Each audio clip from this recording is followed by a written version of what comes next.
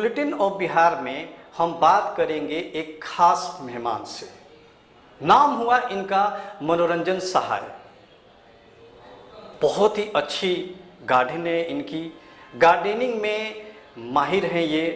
पेड़ पौधों से, फूलों से खास लगाव है इनका।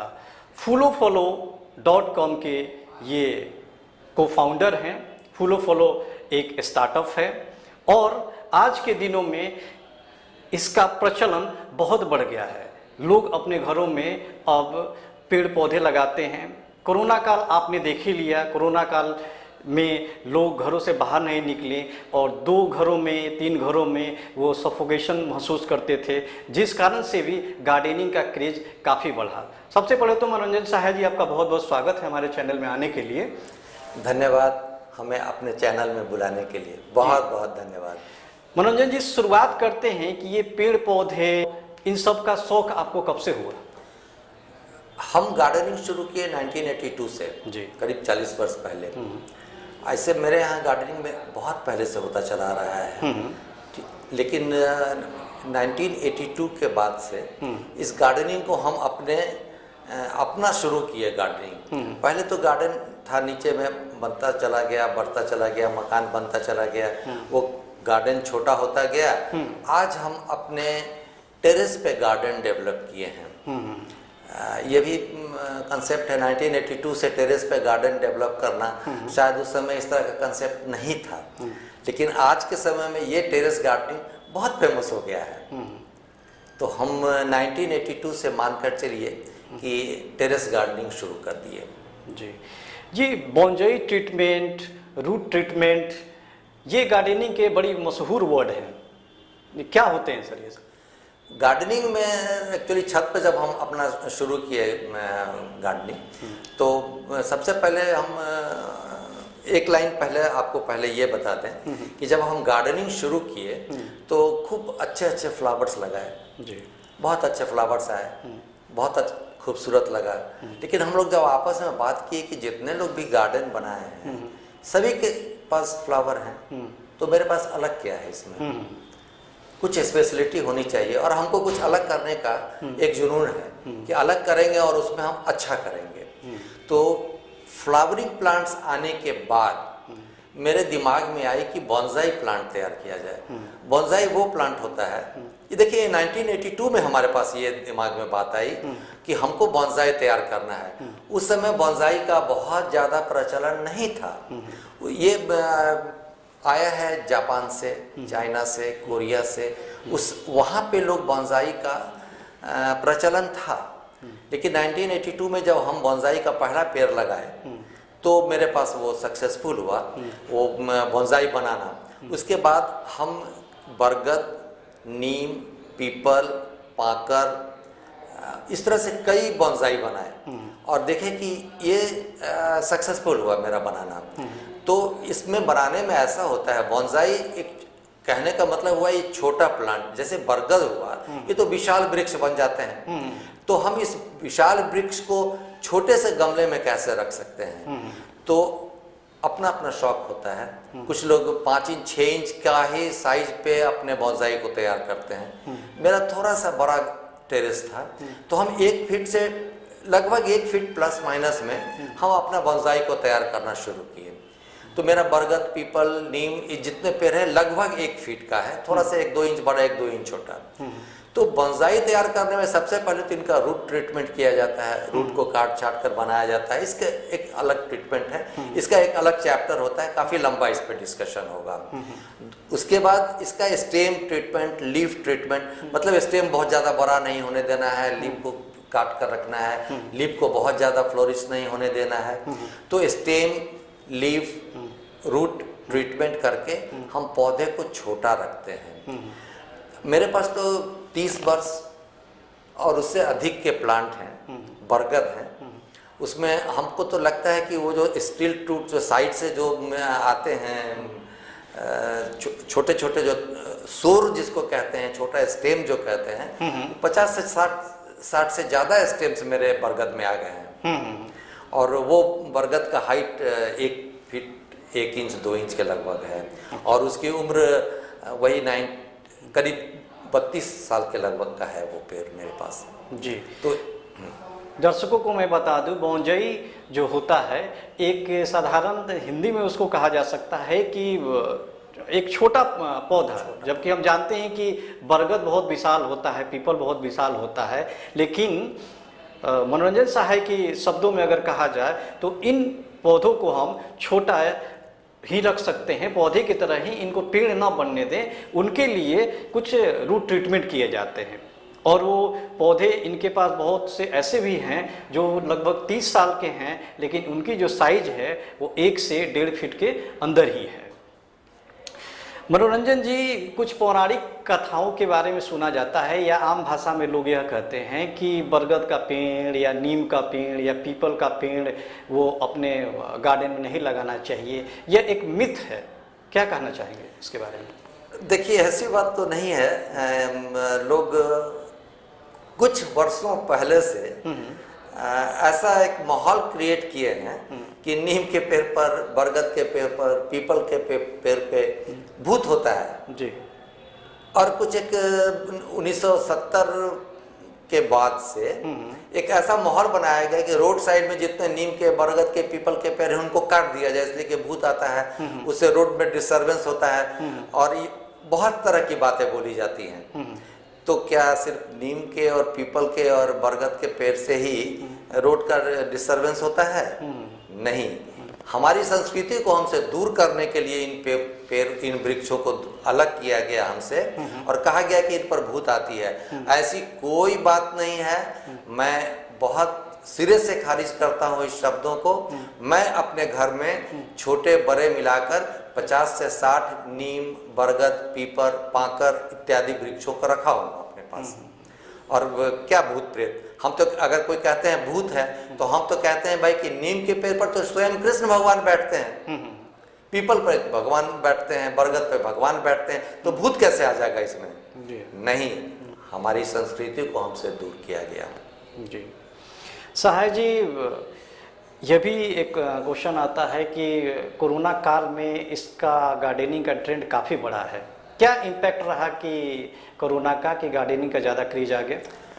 देखिए, कोरोना काल में लॉकडाउन हो गया, घर से बाहर तो निकले नहीं जी। जिनका कुछ बड़ा मकान है तो अपना ऊपर नीचे आगे पीछे कुछ किए। लेकिन आप सोच लीजिए कि जो मुंबई में, दिल्ली में, बेंगलोर में या अन्य स्थानों में जो 2 रूम 3 रूम के फ्लैट में सीमित हो गए, उनको तो बाहर सोसाइटी में भी नहीं आने दिया गया। अब 3 रूम के फ्लैट में जो आदमी बंद हो गया और वो वर्षों बंद रहा तो उनका कुछ दिमागी स्तर गड़बड़ाने लगा, बच्चे चिड़चिड़े हो गए और महिलाएं जो हैं सो कुछ चिड़चिड़ी हो गई, खाना पीना घर का ढंग से मिल नहीं रहा था, मेल मेंबर भी कुछ अपने आप से चिड़चिड़े होने लगे। तो इससे निपटने के लिए लोग 2 तरह के काम शुरू किए। पहली तो ये हो गई कि ये सभी सॉफ्ट म्यूजिक सुनना शुरू किए, उसी में अपने समय को बिताए। और दूसरे तरफ आया कि लोग कुछ ऐसे घर में इंडोर प्लांट्स डेवलप किए और उसमें अपने आप को इंगेज किए। तो घर में जो यहाँ पर से शुरुआत हुई इंडोर प्लांट्स का प्रचलन बढ़ जाना। तो ये इंडोर प्लांट्स का प्रचलन पहले भी था, लेकिन कोरोना काल के बाद बहुत तेजी से आगे की ओर बढ़ गया। मॉडर्न ट्रेंड में कुछ चीज़ें देखी गई हैं, जैसे मूड इन्हेंसर हो गया, स्ट्रेस बूस्टर का भी गार्डनिंग का काफ़ी इम्पैक्ट है। ये ऐसा वही हुआ कि लोग चिड़चिड़े जब हो गए तो आपस में फिर कैसे काम करें, तो वह मूड फ्रेशनर जिसको आप बोलते हैं फ्रेश हो जाता है। आप अच्छे प्लांट्स को रखिए, खूब खूबसूरत रंगीन प्लांट्स को रखिए। अब देखिएगा रंगीन प्लांट्स में थोड़ा सा कहीं पर मिट्टी में कुछ गंदगी आ गई, आप उस मिट्टी को साफ कीजिएगा। उसके लीफ को देखिएगा थोड़ा सा कहीं डस्ट पड़ गया, आप कपड़े से उस डस्ट को साफ कीजिएगा। तो ये क्या करता है, आपके मूड को इन्हांस करता है। खुश होते हैं आप देख करके, मेरे घर में इतना अच्छा प्लांट लगा हुआ है, वो पीला है, नारंगी है, लाल है, चितकबरा है। तो इस तरह के प्लांट से हमारा मूड फ्रेश होता है। ये मूड फ्रेशनर प्लांट के हिसाब से आगे बढ़ता चला गया इसमें। जी। फूलो फॉलो के को फाउंडर से बात करने के क्रम में अब हम बात करेंगे फूलो फॉलो के फाउंडर अनुभव सहाय से। अनुभव साहब, आपका बहुत बहुत स्वागत है हमारे चैनल Thank में आने के लिए, इंटरव्यू करने के लिए। जैसे कि आपके पिताजी ने बताया कि उनका गार्डनिंग का एक पैशन था, लेकिन आपने उस पैशन को एक स्टार्टअप में चेंज कर दिया। कैसे किया आपने, कैसे शुरुआत किया आपने? मेरे पिताजी और इवन मेरे दादाजी का ये पैशन था गार्डनिंग, नेचर से जुड़ा रहना। तो हमारा जो गार्डन है तकरीबन 40 साल पुराना है। हमारे गार्डन में कई वैरायटीज़ के प्लांट्स हैं, इवन रेयर प्लांट्स हैं जो शायद सब जगह ना अवेलेबल हों। तो मैंने ये नोटिस किया, ये ऑब्जर्व किया कि ये जो पैशन है पापा का, इसको क्यों ना मैं एक बिजनेस का रूप दूँ। इससे ये आइडिया बना कि जो गार्डन है दैट बिकेम फूलोफलो.com, जिसे आज हम सब जानते हैं। जी, बड़ी नए नए कॉन्सेप्ट इसमें लेकर आप आए हैं। एक बढ़िया सा कॉन्सेप्ट मुझे लगा, एयर प्यूरिफायर प्लांट। जैसा कि कोरोना काल में देख चुके हैं लोग कि घरों में काफ़ी बंद थे लोग, तो उन्हें सांस लेने में भी काफ़ी परेशानी हो रही थी, तो इस कारण से गार्डनिंग का एक क्रेज भी बढ़ा। तो एयर प्यूरिफायर जो प्लांट है, इसको लाने का आपका आइडिया कैसे आया और इसमें कहाँ तक आप सक्सेस हुए हैं? जी बिल्कुल। अनफॉर्चुनेटली हमारा जो देश है, भारत एयर क्वालिटी इंडेक्स के मामले में बहुत अच्छा नहीं है। कुछ सिटीज़ हैं हमारे जिसे वर्ल्ड के one of the most polluted cities में भी गिना जाता है। तो हमने ये स्ट्रैटेजी डिवाइस किया कि क्यों ना हम कुछ ऐसे प्लांट्स तैयार करें जो कि किसी के भी घर में एयर प्यूरिफाई करें एंड उनको आराम से सांस लेने का अपॉर्चुनिटी दें, जो कि उन्हें रोड पे ना मिल रहा हो। बाहर में इतना पॉल्यूशन है, लोग मास्क पहन के जाते हैं, इर्रिस्पेक्टिव ऑफ कोरोना है ना है, उसके पहले भी लोग ट्रैफिक में मास्क पहन के जाते हैं बिकॉज इतना पॉल्यूशन है बाहर। तो हमने एक रेंज ऑफ प्लांट्स तैयार किया जो स्पेशलाइज करते हैं, जो इवन नासा द्वारा दे हैव बीन रिकॉग्नाइज्ड कि these are very good at purifying air. तो हम लोग ऐसे एयर प्यूरिफायर प्लांट्स बनाए और हमारे वेबसाइट पे भी हमारे सेक्शन, एक सेपरेट सेक्शन है एयर प्यूरिफाइंग प्लांट्स के नाम पे। तो इन पौधों का खासियत ये है कि आप अपने रूम में 2 पौधे भी रखिए, स्टार्ट विथ 2 प्लांट्स, और ये पौधे आपके एयर को ऑक्सीजन रिच बनाएंगे, ऑक्सीजन से भरपूर बनाएंगे। They take in carbon dioxide and they release oxygen. तो इससे आपका जो एनवायरनमेंट है, घर का हो चाहे वो ऑफिस का ही क्यों ना हो, वो एक बेटर प्लेस बनेगा, एक हेल्दियर प्लेस बनेगा जहाँ पे आप आराम से सांस ले सकें। जी, आपके फूलो फलो का जो स्टार्टअप है, इसमें बड़ा एक यूनिक वर्ड आया आपका, सेल्फ वाटरिंग पॉट। जैसा कि दर्शकों को मैं बता दूं कि जब भी आप गार्डनिंग देखते होंगे घरों में या बाहर भी, तो जो पॉट रखा जाता है उनमें से पानी रिस जाता है, जिससे कि फर्श खराब हो जाता है। इसलिए अनुभव ने एक नया कॉन्सेप्ट लाया है सेल्फ वाटरिंग पॉट का। अनुभव बताइए दर्शकों को, क्या चीज़ है ये? जी, सेल्फ वाटरिंग पॉट के नीचे एक्चुअली एक वाटर रिजर्वॉयर अटैच्ड होता है, एक कप जैसा होता है। तो आप जनरली नॉर्मल गमले को यूज करिएगा, कभी तो देखिएगा नीचे में छेद होती है उसके, आप पानी डालिएगा तो उस छेद से पानी रिस के बाहर आ जाती है, जिससे आप कहीं भी रखिए प्लांट तो वो थोड़ा मेसी हो जाता है। आप अपने टेबल पे, वर्क डेस्क पे, अपने लैपटॉप के बगल में वो पौधे नहीं रख पाते हैं, क्योंकि आप जानते हैं आप उस पे पानी डालेंगे तो नीचे से पानी रिस जाएगी। बिल्कुल। इस प्रॉब्लम को हमने सॉल्व किया थ्रू सेल्फ वाटरिंग पॉट्स। हमारे पॉट के नीचे में एक कप लगा है जिसमें ये एक्सेस पानी जो पहले लीक हो जाती थी बाकी पॉट्स में, इसमें लीक ना होके उस वाटर कप में स्टोर हो जाती है। इसको हम लोग वाटर रिजर्वॉयर बोलते हैं।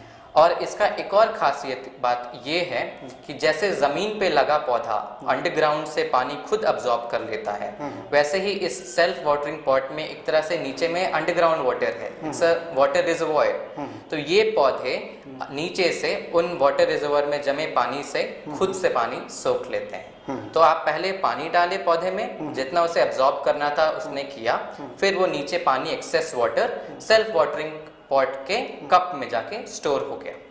बाद में मान लीजिए एक दिन बाद आपने पानी नहीं भी डाला तो ये पौधा अपने जड़ों के द्वारा उस पानी से, उस वाटर रिजर्वोयर से खुद से पानी अब्सॉर्ब कर लेगा। This concept is called self watering pot. और इसके कारण हमारे प्लांट्स बहुत ही लो मेंटेनेंस बन गए। जो कि रोज पानी डालने का झमेला था कि हर दिन आप पानी पिटाइए, और लोगों को लगता था कि गार्डनिंग एक बहुत ही डिफ़िकल्ट जॉब है कि हमें एकदम टाइमली रोज़ पानी पटाना है। वो कॉन्सेप्ट भी हमने, वो प्रॉब्लम भी हमने सॉल्व कर दिया। अब हमारे जो पौधे हैं उन पे शायद हम 2 या 3 दिन में एक बार ही पानी डालते हैं, because of the self watering technology. जो नीचे पानी जमा है उससे प्लांट खुद से सोख लेता है जब उसे ज़रूरत होता है। ये मार्केट में आ गई है या अभी आप लाने वाले हैं? ये मार्केट में ऑलरेडी अवेलेबल है। हमारी जो वेबसाइट है फूलोफलो.com, उस पे सारे पॉट्स जो अभी हैं फिलहाल, they are all self watering technology pots. तो आप जो भी पौधा हमसे लीजिएगा, हम कोशिश करेंगे आपको ऐसे ही अच्छे पॉट में, आपके चॉइस के कलर के पॉट में ही दें, जिसमें आपको डेली पानी ना पटाना हो और आपका पौधा खुद से पानी सोख सके। अनुभव स्पेशल सॉइल होती है। आप देखोगे जब से गार्डनिंग में कोई आदमी पौधा लेने जाता है, लोग सेल करते हैं तो बहुत अजीब अजीब तरह की मिट्टी दे देते हैं, जिस कारण से पौधा का जो डेवलपमेंट होता है ये डेवलप नहीं हो पाता है वो। तो क्या आप कोई स्पेशल सॉइल भी दे रहे हैं? जी, आपने बिल्कुल सही कहा। तो as you rightly said, generally आप देखिएगा कि नर्सरीज वाले जो कि रोड साइड नर्सरी होते हैं, शायद इतना नहीं नॉलेज रखते हैं या जो भी, उन्होंने क्या किया कि आपका पौधा के नीचे जो मिट्टी रहता है वो जमीन वाला मिट्टी बस पॉलीथीन से बांध करके आपको दे देते हैं। तो हमने ये नोटिस किया कि ऐसा मिट्टी, मतलब इस मिट्टी में कोई पौष्टिक आहार नहीं होता है जिससे प्लांट्स का लाइफ इंक्रीज हो या वो बेटर हो सके या और हेल्दी हो सके। इस नॉर्मल ज़मीन वाली मिट्टी होती है। और हमने फिर इस पे रिसर्च किया कि इस मिट्टी को और कैसे बेटर कर सकते हैं। तो हमने एक स्पेशल सॉइल मिक्स तैयार किया। इस सॉइल मिक्स में आपका गार्डन सॉइल के अलावा कोकोपीट नाम का एक चीज होता है। कोकोपीट आपका नारियल के ऊपर का जो भूरा हिस्सा होता है उसे पीसकर उसको उससे बुरादा बना के कोकोपीट तैयार किया जाता है। और इसके साथ ही इसमें वर्मी कंपोस्ट ऐड किया जाता है। तो कोकोपीट, वर्मी कंपोस्ट और गार्डन सॉइल तीनों को मिला के हम एक ऑर्गेनिक मिक्स तैयार किए। और हमने अपने रिसर्च के थ्रू पाया कि इससे प्लांट्स का लाइफ भी इंक्रीज कर गया, इससे वो और हेल्दी भी हो गए, लीव्स भी बेटर ग्रीन दिए और साथ ही साथ फूल भी उनमें अच्छा है। तो ये स्पेशल ऑर्गेनिक सॉइल मिक्स जो हमने तैयार किया, cocopeat, vermi compost, garden soil का, ये काफ़ी मार्केट में डिमांड में है। और हमसे कस्टमर्स पूछ के जनरली लेते हैं कि आप जो पौधा देंगे क्या वो अपने ऑर्गेनिक स्पेशल मिक्स में देंगे, और हम उन्हें बोलते हैं बेशक, उसी में दिया जाएगा। और वो कहाँ से डिमांड आ रहा है इंडिया में? हमारा जो स्टार्टअप है ये पूरे इंडिया में सप्लाई करता है plants, right from your JNK, Kashmir से लेकर हम कन्याकुमारी तक सब जगह प्लांट सप्लाई करते हैं। हमारी जो वेबसाइट है उस पे इंडिया से कोई कहीं से भी ऑर्डर कर सकता है प्लांट्स, एंड हम उसे उनके घर तक सप्लाई करेंगे। इनफैक्ट अभी हमारा एक स्कीम निकला है जिसमें हम लोग इन्वायरमेंटल कंजर्वेशन को प्रमोट कर रहे हैं, और इस कारण से हमने अपने किसी भी ऑर्डर पे डिलीवरी चार्ज माफ कर दिया है। मतलब आप इंडिया में कहीं से भी मिलाइए, जो प्लांट का कॉस्ट होगा आप बस वही देंगे, इसके अलावा हम आपसे 1 रुपए डिलीवरी चार्ज भी ना लेते हैं। तो हमारा मकसद केवल लोगों तक पौधा पहुंचाना नहीं है, बट उस अवेयरनेस को भी उन तक पहुंचाना है कि कैसे पौधे हमारे लिए, हमारे लाइफ के लिए, हमारे जीवन के लिए और ह्यूमन काइंड के लिए एक अच्छा काम कर रहे हैं। अफॉरेस्टेशन से हमें क्या फ़ायदा हो सकता है, प्लांट लगाने से हमें क्या फ़ायदा हो सकता है, और उन्हें काटने से क्या नुकसान हो रहा है। इस अवेयरनेस को भी हम अपने कंपनी के द्वारा, अपने स्टार्टअप के द्वारा फैला रहे हैं। जी, ये थे अनुभव साहब, आपके फूलोफलो.com के फाउंडर हैं और गार्डनिंग का काफ़ी शौक़ रखते हैं, लोगों को के सामने प्रमोट कर रहे हैं, इनकरेज कर रहे हैं कि लोग अपने यहाँ गार्डनिंग करें। और गार्डनिंग से एक नहीं बहुत सारे फ़ायदे हैं, जैसा कि इनके पिताजी ने बताया कि स्ट्रेस बूस्टर हो गया, मूड इन्हेंसर हो गया, इन सब चीज़ों में भी वो बहुत काम करता है।